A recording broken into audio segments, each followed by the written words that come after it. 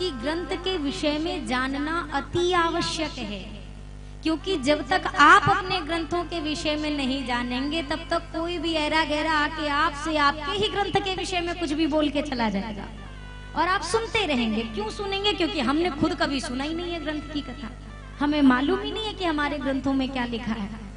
आज की ही अगर बात करें तो आज के छोटे छोटे जो बच्चे हैं उनके मन में कितनी शंकाएं हैं कथाओं के प्रति। घर में भी बच्चे होते हैं, अपने माता पिता से प्रश्न करते हैं, ऐसा था तो ऐसा क्यों नहीं हुआ, राम जी भगवान थे तो बानरों को क्यों लेके गए। कितने प्रश्न हैं, पर आपके पास उसके उत्तर नहीं होते। क्यों? क्योंकि हमें पता ही नहीं, तो हम उत्तर क्या देंगे। अरे जवाब देने के लिए जवाब जानना भी तो आवश्यक है ना। और आपको जवाब कैसे मिलेगा? जब किसी संत के मुख से कथा सुनो, सदगुरु के मुख से सत्संग सुनो। और कुछ नहीं भैया, तो कम से कम जो ग्रंथ विराजमान है उसी का पठन पाठन करिए। आपके घरों में लगभग ये छत्तीसगढ़ तो ऐसा क्षेत्र है, और जहां तक मेरी जानकारी है यहाँ पर भक्ति की बड़ी कृपा है। हो भी क्यों ना, स्वयं कौशल्या मैया यानी कि स्वयं ब्रह्म की जो जननी बनी है मेरी अंबाजू, ये उनकी धरा है, तो भक्ति होना तो स्वाभाविक सी बात है। आपके घरों में भी ग्रंथ विराजमान होंगे, श्री रामचरितमानस जी होंगे ही होंगे। अच्छा, ग्रंथ तो विराजमान है, पर ग्रंथ कहाँ विराजमान है? अब थोड़ा सोचिए, कहाँ विराजमान है? घर में या तो अलमारी में सजे होंगे, और वहाँ पे जाले भी लग गए होंगे। एक आध महीने क्या दिवाली पे सफाई भी हो जाती होगी। अगर ज्यादा कुछ होगा तो मंदिर में रख दिया होगा। अब मंदिर में रखने का क्या फायदा है, सुबह शाम धूप दीप बत्ती हो जाती है। तो भैया धूप दीप बत्ती दिखाने से काम चल जाएगा? आपको अगर बुखार चढ़े, आप डॉक्टर के पास जाइए, डॉक्टर साहब आपको टैबलेट दें और टैबलेट ला के फ्रिज के ऊपर रख दीजिए और रोज सुबह शाम दीपक जलाइए, एक बार सुबह एक बार शाम को, ठीक हो जाएंगे? अरे हमें जवाब तो दीजिए, ठीक हो जाएंगे क्या? नहीं होंगे ना। तो आप कैसे सोचते हैं कि बस दीपक जला देने से हमारे जीवन में जितनी समस्याएं हैं वो सब ये ग्रंथ भगवान दूर कर देंगे? ये तो सम्मान है, ये पूजा विधि है। पूजा और भक्ति अलग विषय है। पूजा करने से पुण्य मिलता है, भक्ति और उसका कोई लेना देना आपस में नहीं है। हमें क्या लगता है, हम सुबह शाम जो अपने दैनिक दिनचर्या में पूजा करते हैं ना, हम इसी गलतफहमी में जिए जा रहे हैं। यही तो भक्ति है भैया, ये पूजा है। तो भक्ति क्या है? आपके मन में आपके इष्ट के प्रति कितना प्रेम है, ये तय करेगा कि आप उनके कितने बड़े भक्त हैं। आप राम जी के भक्त हैं तो दिन भर में अपने राम को कितनी बार याद करते हैं। आप श्याम के भक्त हैं तो आप अपने श्याम जी को कितनी बार दिन भर में याद करते हैं। आप बताओ, बिल्कुल ऐसे नॉर्मल आप दुनिया की चर्चा ले लो।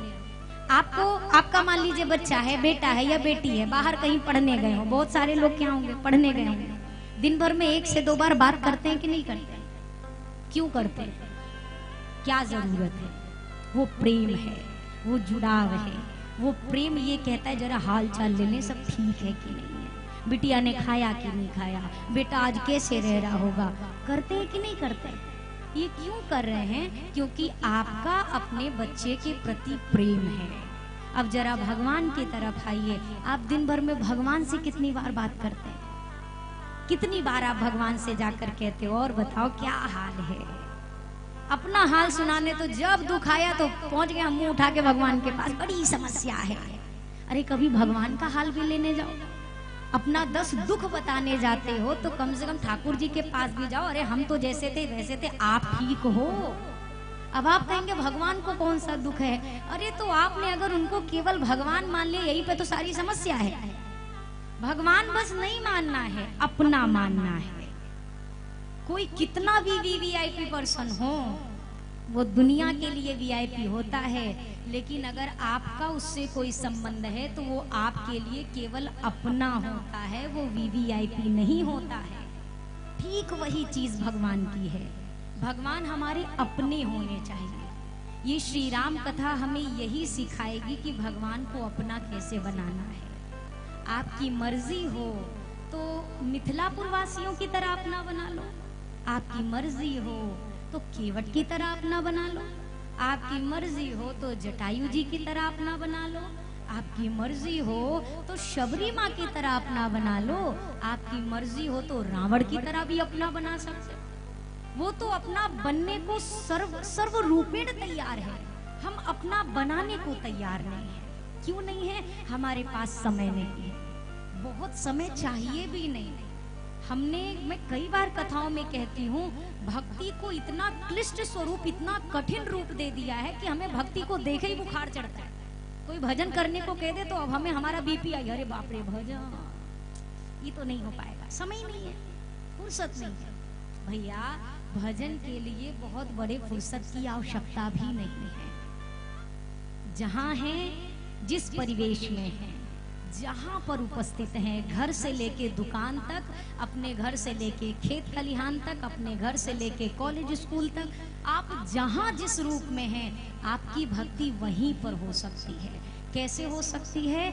इस कलयुग में भक्ति का सबसे श्रेष्ठ स्वरूप है प्रभु का नाम। इससे बड़ा कुछ नहीं है, कुछ भी नहीं। ये बात मैं नहीं कह रही, ये बात मेरे गोस्वामी जी ने कही है, ये मेरे संतों ने कहा है। भैया इस संसार में अगर कोई आधार है, जैसे आप घर बनाते हैं तो आधार देते हैं, जिसको आप बीम कहते हो या फिर पिलर कहते हो, उसी पे तो आपका घर टिका है। वो बीम हटा लीजिए तो घर टिकेगा क्या? ये भाई देखो, खोपड़ी थोड़ा सा हिलाइए ताकि मुझे समझ में आए कि आपको कुछ सुन रहे हैं आप, है ना? अगर वो सहारा हटा लो, वो आधार हटा लो, कितना भी सुंदर भवन हो ढह के गिर जाएगा। इस कलयुग में जीने का एक आधार है, कलयुग केवल नाम आधार। यहाँ केवल नाम का आधार है। यही कलिकाल न साधन दूजा, जोग यज्ञ जप तप व्रत पूजा। इस कलयुग में जोग यज्ञ जप तप व्रत पूजा। आप मेरी बात अन्यथा मत लेना, क्योंकि ये मेरे शब्द नहीं, गोस्वामी जी कह रहे हैं। इस कलयुग में योग यज्ञ जप तप व्रत पूजा, ये सब दूसरे नंबर पे आते हैं। पहले नंबर पे केवल प्रभु का नाम आता है और कोई नहीं है सहारा। क्यों? क्योंकि जितनी पद्धति और जितने विधान बनाए गए हैं शास्त्रों में, उस विधान के अंतर्गत ना हमारा योग होता है, ना यज्ञ होता है, ना पूजा होती है, ना और कोई विधि होती है। आप यज्ञ की बात करिए, यज्ञ में कितने कितने परहेज हैं, कितनी विधियां हैं। शादी विवाह में भी तो यज्ञ भगवान होते हैं कि नहीं होते हैं? आप बताइए। यहाँ यज्ञ मंडप है, यज्ञ भगवान प्रज्वलित हैं, बढ़िया आहुति दे रही है, वहां जूते चप्पल पहन के सब टहल रहे हैं। कितने शादियों में तो ऐसी व्यवस्था, इधर यज्ञ हो रहा है, उधर नॉनवेज बन रहा है। आप कैसे कह सकते हैं कि यज्ञ हमारा कल्याण करेगा? उतनी विधियां, उतनी पद्धति के रूप में अगर हो तो फिर हो सकता है, पर इस कलयुग में उतना कर कौन रहा है? किसी के पास फुर्सत ही नहीं। तो भैया इसीलिए गोस्वामी जी ने सरल रास्ता निकाला, केवल एक काम करो, राम ही सुमिरिए गाइए, राम ही, राम के नाम का सुमिरन करिए, राम जी के नाम का गायन करिए, बस ये नाम आपका उद्धार कर देगा।